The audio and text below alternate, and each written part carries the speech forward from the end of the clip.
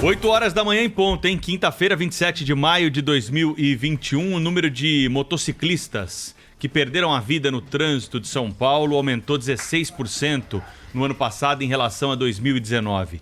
É um relatório da CET que é divulgado normalmente no mês de maio. E ontem nós tivemos a conclusão desses números. Hoje apresentamos aqui na Conexão do Pulo do Gato com o Bora São Paulo na tela da Band. E a notícia já está aqui no UOL, no site da Band também, band.com.br.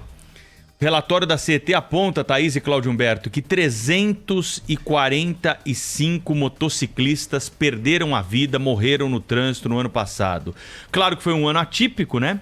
Por conta da pandemia, o primeiro ano da pandemia de coronavírus, cresceu o número de delivery, cresceu o número de entregas, teve determinados períodos do ano que nós tivemos apenas essa modalidade de funcionamento de restaurantes e também outros setores impactados aí pelas medidas restritivas. E muita gente que estava sem emprego conseguiu uma habilitação para pilotar uma motocicleta e começou a fazer entrega para ganhar a vida. E segundo a CET, esse é um dos motivos, a falta de experiência, né? Levou aí esse crescimento. Não é só na pandemia, viu, Cláudio e Thaís? Esse número de mortes no trânsito de motociclistas, ele vem crescendo. Pela segunda vez, ele é o número que lidera as ocorrências de colisões no trânsito cruel da cidade de São Paulo. E a gente precisa se voltar a essa categoria, né? Que é muito importante para a economia. E normalmente são jovens, pais de família, que perdem a vida muito cedo por essa loucura de pressa de entregas. É um debate que a gente precisa fazer aqui quando se depara com um número como esse. Tem uma informação também que chama a atenção nesse relatório, que é o crescimento das mortes no trânsito. Mesmo no ano de pandemia, onde nós tivemos redução de circulação, o trânsito não deixou de ser violento. Tivemos aí 2% de aumento no número de mortes no trânsito em São Paulo nesse ano de 2020. Mas tem uma boa notícia, que é a redução das mortes de pedestres. É algo a ser comemorado. Se algo pode ser comemorado desse levantamento, nós temos aí, então, um número claro que positivo, né, diante de tantas questões aí a serem enfrentadas. É importante que nós tenhamos aí uma reflexão sobre medidas que possam ajudar esses motociclistas, né?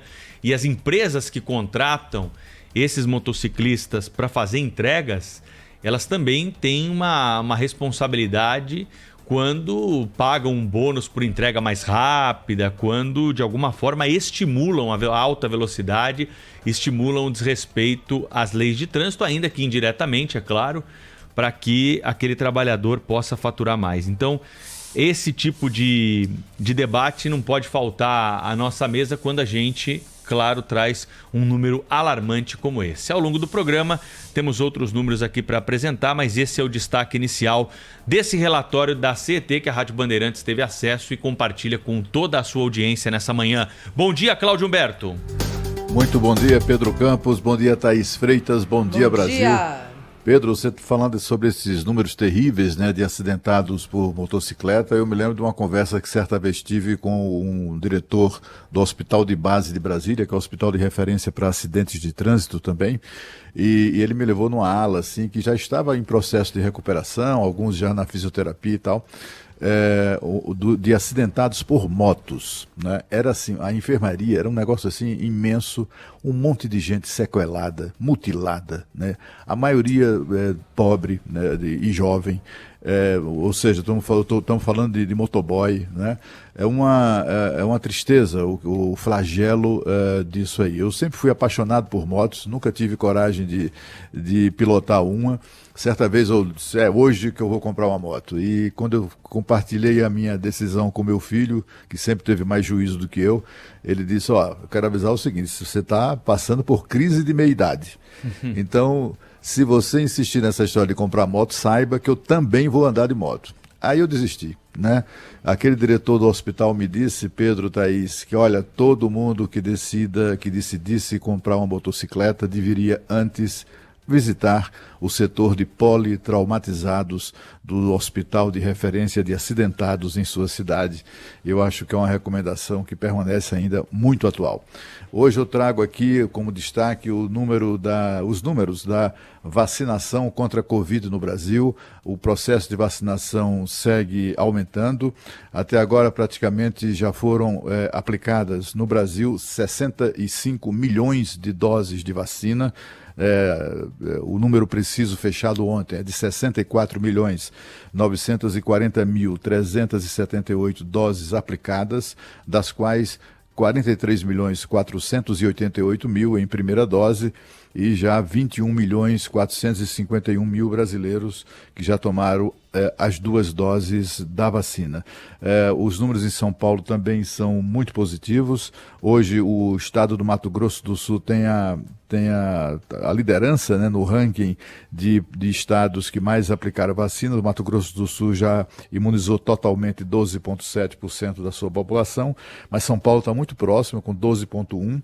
Já foram 16 milhões e meio de doses aplicadas contra a Covid-19 no estado de São Paulo, 10.916.000, 11 milhões praticamente em primeira dose. São números que avançam. A gente percebe também que apesar aqui e acolá, às vezes atrasa a chegada do IFA, que é o insumo básico para a produção da vacina, mas o fato é, eu não quero nem falar de Coronavac, que tem o maior número de vacinas produzidas e aplicadas nos brasileiros, mas as vacinas AstraZeneca, que são produzidas pela Fundação Oswaldo Cruz, a Fiocruz, no Rio de Janeiro, um órgão do Ministério da Saúde, já entregou ao Ministério 41 milhões de doses de vacina. Essas doses também já foram distribuídas. Amanhã está prevista a entrega de mais 5.800.000 doses de vacina da AstraZeneca ao Ministério da Saúde. Com isso, essa vacina vai totalizar 46.800.000 doses entregues ao Ministério da Saúde e distribuídas nos estados, o que significa que se esse número já não marcará essa posição, logo teremos mais vacinas, logo nos próximos dias, na próxima semana, haverá mais vacinas AstraZeneca distribuídas no Brasil do que da Coronavac, mas a gente fica na torcida de que a vacina do Instituto Butantan volte a ser produzida em larga escala e aplicada também em larga escala em todo o Brasil. Até agora, já foram distribuídas, entregues ao Ministério da Saúde e distribuídas 91 milhões de doses de vacina em todo o Brasil, o que é um bom número. Estamos nos aproximando aí de 100 milhões de doses distribuídas, das quais até agora só 65 milhões foram aplicadas, mas porque também os estados fazem aquela reserva de segundas doses, né, para que não falte para ninguém. Enfim, são esses números, a vacinação segue e o Brasil continua sendo o 4º país que mais aplica vacinas em todo o mundo. Pois é, e Cláudio, quando a gente reclama que há disparidade no total de vacinados entre países ricos e países pobres, tem país que não vacinou nenhuma pessoa ainda, nenhum cidadão. Na África, por exemplo, isso acontece com alguma frequência. Tem país que está começando agora. Quando a gente reclama a respeito disso, vê, por exemplo, Israel já tendo chegado à imunidade quase completa, Estados Unidos batendo lá. Dentro do nosso país isso está acontecendo também. Porque estados mais ricos têm índices de vacinação muito melhores do que os estados mais pobres, não é? Olhando aqui nesse mesmo site, Cláudio, vacinabrasil.org, se a gente olha, por exemplo, o percentual da população vacinada com 2 doses, em São Paulo, 12%, Rio Grande do Sul, 12,5%, Acre, 5%, Amapá, 6%.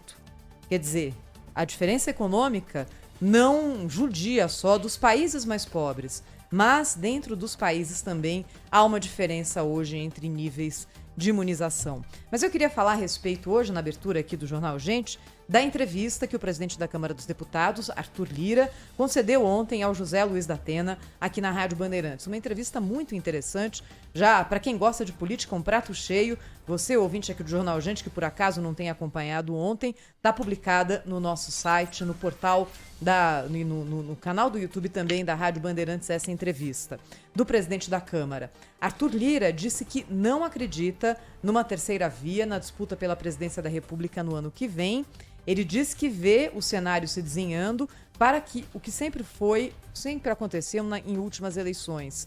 Um candidato do PT contra alguém de outro polo. Essa é a leitura dele. Lira lembra que em 2018, Jair Bolsonaro venceu o Partido dos Trabalhadores depois de ocupar o lugar que havia sido do PSDB nas disputas anteriores.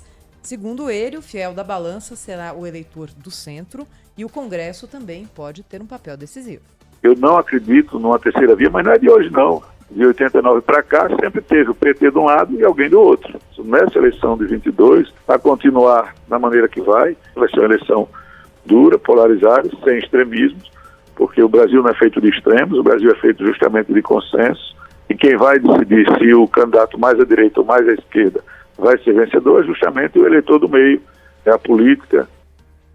E não deixa de ser interessante a gente ouvir da boca do representante máximo do centro a afirmação de que o centro político vai ter poucas chances nas eleições do ano que vem. E aí, baseado nessa declaração do presidente da Câmara, Arthur Lira, sobre como o brasileiro costuma se comportar em eleições presidenciais, centro, esquerda, direita, o que de fato isso se refletiu na história ou não, a gente levantou aqui para o ouvinte da Rádio Bandeirantes rapidamente os resultados das últimas eleições para presidente da República. Obrigada, viu, Juliana Lombardi, que ajudou aqui com essa pesquisa. Vamos lá, 89, primeira eleição pós-democratização. No primeiro, vou considerar aqui primeiro turno, porque o segundo turno às vezes tem outra característica, que é o chamado duelo de rejeições, como fala o Fernando Mitre, numa expressão muito interessante.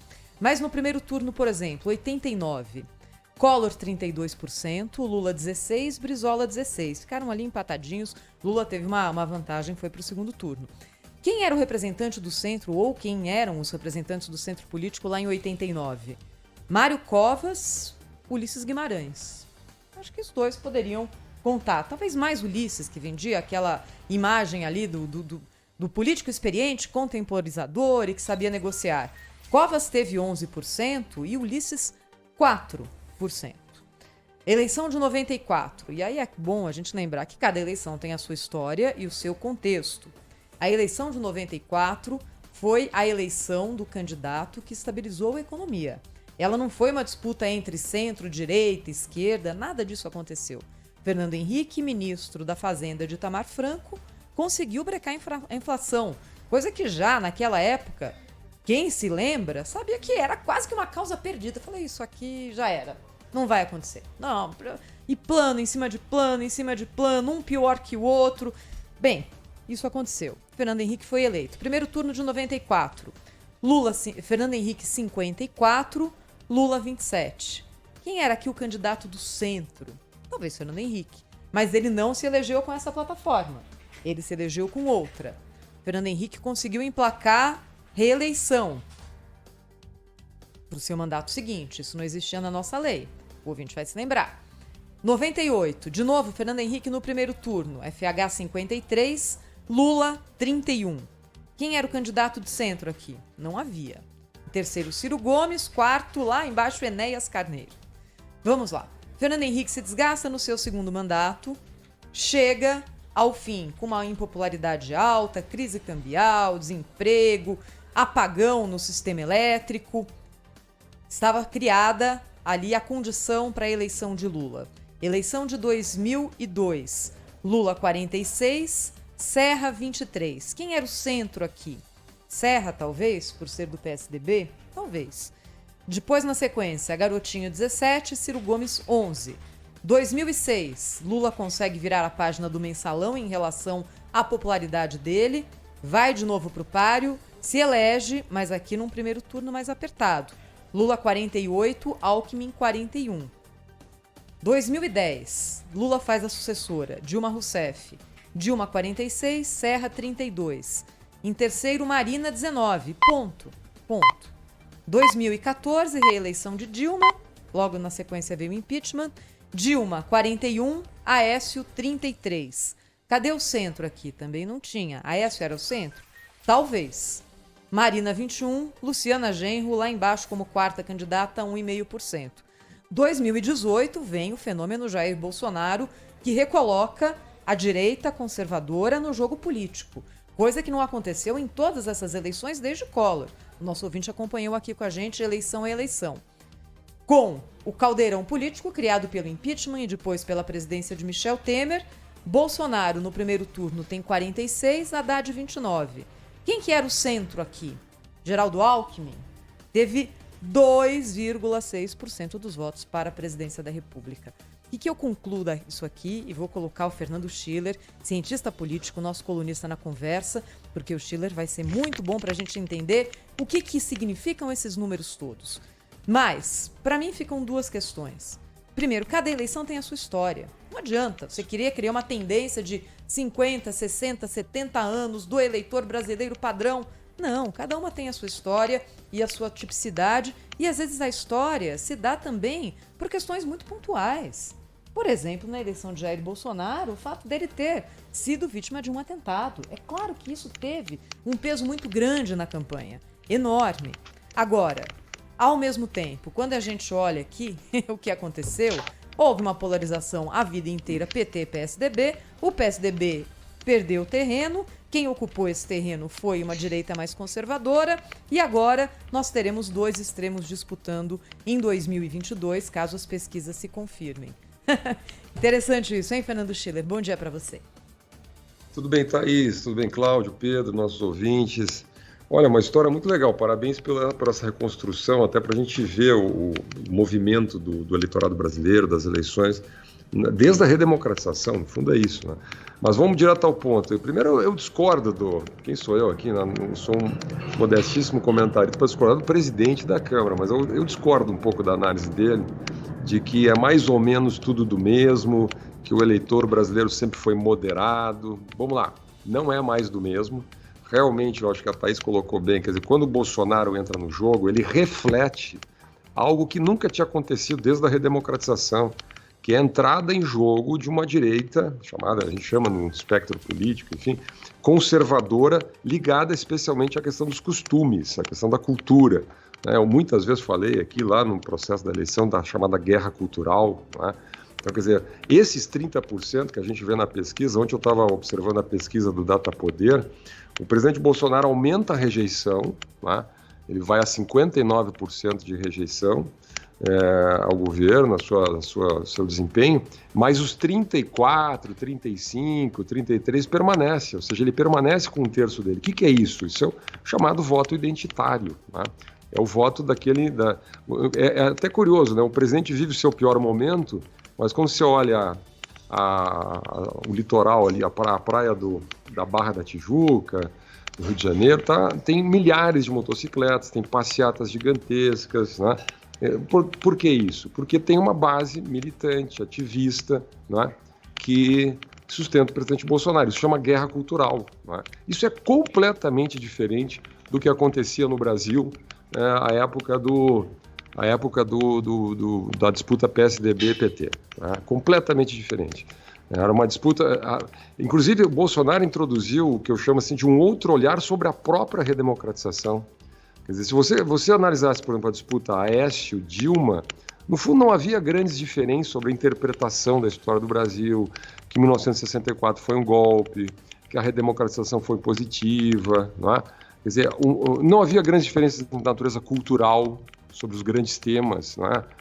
Não se discutia ideologia de gênero, não é? A discussão sobre as armas, toda esta agenda, que no fundo é a agenda que mobiliza a base dessa base militante, identitária do presidente Bolsonaro, ela surge depois. E surge por quê? Não é? Na minha visão, assim, a grande explicação para isso é o fato do debate público ter migrado para o mundo digital. Não é? E quando o debate muda para o mundo digital, você vê surgir na cena política as questões que estavam, no fundo, na cabeça das pessoas, de milhões de pessoas.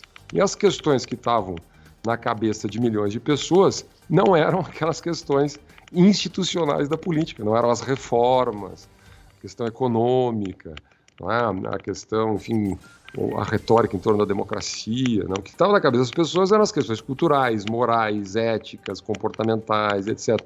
Não é? Então é curioso, quando a gente via na eleição de 2018 era incrível, quer dizer, quando o primeiro debate da Band eu me lembro, quer dizer, o governador Alckmin, à época, né, o candidato Alckmin, e o candidato Meirelles falavam em reformas, etc. Ninguém prestava muita atenção, não é?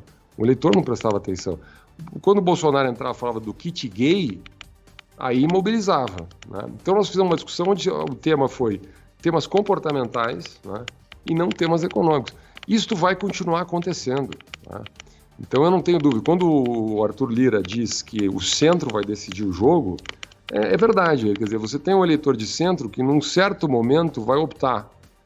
Vai para o Lula, vai para o Bolsonaro. Hoje, né, nesse momento, esse eleitor está sinalizando descontentamento com o governo. A CPI realmente fez mal ao governo, está fazendo mal ao governo. Né? E o Lula, o símbolo é aquela que a gente discutiu na segunda-feira, aquele soquinho ali do Fernando Henrique com o Lula. Né? Agora, isso pode mudar, a economia pode mudar isso, eventualmente se a CPI perder um pouco do seu fôlego, pode mudar isso, o ritmo da vacinação pode mudar isso, muita coisa pode acontecer. A gente ainda está muito antes do processo eleitoral. Agora, Sheila, o Brasil, muito bom dia, o Brasil não é para principiantes, né, como muita gente fala. Aqui não serve nenhuma métrica, né, política, digamos assim, tradicional, convencional, né, de esquerda, direita. Aliás, o Brasil ainda está muito apegado a isso, é um discurso tão velho, né, essa coisa de esquerda, direita. Tem gente aqui que fala em extrema direita, nem sabe o que está falando, né, nem conhece os fatos históricos que definiam líderes políticos como de extrema direita ou de extrema esquerda. Enfim, a gente teve aqui a eleição de Alckmin, por exemplo, para presidente, de Geraldo Alckmin contra o ex-presidente Lula, em que o ex-governador de São Paulo teve menos votos no segundo turno do que no primeiro. Uma coisa completamente doida. E por que isso? Né? Exatamente porque no segundo turno, e essa é uma das razões que eu vi naquela ocasião, o candidato do PSDB tentou, como é que eu diria, mudar no meio do caminho, né? Trocar a roda da bicicleta no meio do caminho enquanto pedalava, deixando de ser um anti-Lula para tentar se aproximar um pouco das teses do Lula e tal. Aí Lula para meio Lula, melhor o Lula. Então reelegeram o presidente. Então assim, aqui no Brasil também é a mesma coisa, né? Quer dizer, nada... Do ponto de vista ideológico, isso não faz muito sentido. Agora, do ponto de vista de campo político, faz todo sentido, sim. Eu não tenho... é por isso que eu acho que o presidente da Câmara, que é muito experiente, né, ele sabe, olha, a gente tem que prestar atenção naquelas pessoas que estão habituadas a ir à luta atrás de votos, né? Pedir votos, depois contar votos, etc. E ele sabe exatamente como se comporta o eleitor. E eu também acho que não tem espaço para a terceira via. Até porque as opções de terceira via no Brasil são formadas por pessoas que têm duas coisas em comum. Primeiro, a arrogância, né? Nenhum deles admite se aproximar do outro, fazer política, não admite sequer não ser ele o cabeça de chapa. Ao contrário desses dois velhos espertos, Lula e FHC, que foram lá e trocaram soquinho, posaram para foto e tal, fazendo política. No campo do centro, das opções que existem, são todos muito arrogantes e tem outra coisa em comum. Não tem votos suficientes para fazer frente a ninguém, né? Então, novamente, teremos ali o Lula contra outro candidato, ou o PT contra outra candidatura, que será ali Lula versus Bolsonaro, sem dúvida. Concordo inteiramente. A minha impressão, inclusive, Cláudio, é que o centro político não se mobiliza. O centro político acha isso também, não é? Quando o ex-presidente Fernando Henrique faz o soquinho com o Lula, a gente falou isso, dando um puxão de orelha no centro, está dizendo o seguinte, olha, vocês não estão se mexendo. Quer dizer, quem está se mobilizando para além da disputa Bolsonaro-Lula é Ciro Gomes, só que Ciro Gomes não é um candidato de centro. Ele até tem feito algum esforço para se posicionar um pouco mais nesse campo político, mas não vai conseguir, pelo seu histórico, pelas suas ideias. Quer dizer, ele é um candidato à esquerda que hoje está num campo congestionado, quase completamente ocupado pelo Lula, né? Eu analisei uma pesquisa, aliás, um conjunto de pesquisas com um pouco mais de detalhe essa semana e concluí o seguinte: existiria um espaço muito tênue para um candidato no campo da chamada centro-direita. Eu concordo inteiramente com o Cláudio que esses conceitos estão defasados, eles não explicam mais muita coisa, mas no imaginário da política eles fazem algum sentido em termos de campo político. Então, quer dizer, um candidato que expressasse uma posição mais de centro-conservadora e que pudesse ocupar o espaço que vem deixando Jair Bolsonaro, né? O presidente Bolsonaro vem perdendo apoio, ele não perde apoio no grupo identitário, mas numa massa muito grande de eleitores que não gostariam de uma volta do PT, que eventualmente têm uma visão de economia mais aberta, né? Que gostam da ideia das reformas, enfim, é um campo político que historicamente o PSDB ocupou de alguma maneira, né? Teria alguma viabilidade, seria a única viabilidade de quebrar essa polarização. O problema é que os candidatos do centro político que até agora se apresentaram, e aí inclui João Dória, Mandetta, João Amoedo, o próprio Eduardo Leite, eles têm oferecido um discurso na outra direção. Eles têm feito um discurso de polarização com o presidente Bolsonaro, então eles se colocam no imaginário, vamos dizer assim, da discussão mais à esquerda, ou nesse outro campo político, que não é um problema de conteúdo propriamente, mas, digamos assim, a representação que isso tem na sociedade, né? E aí não emplaca.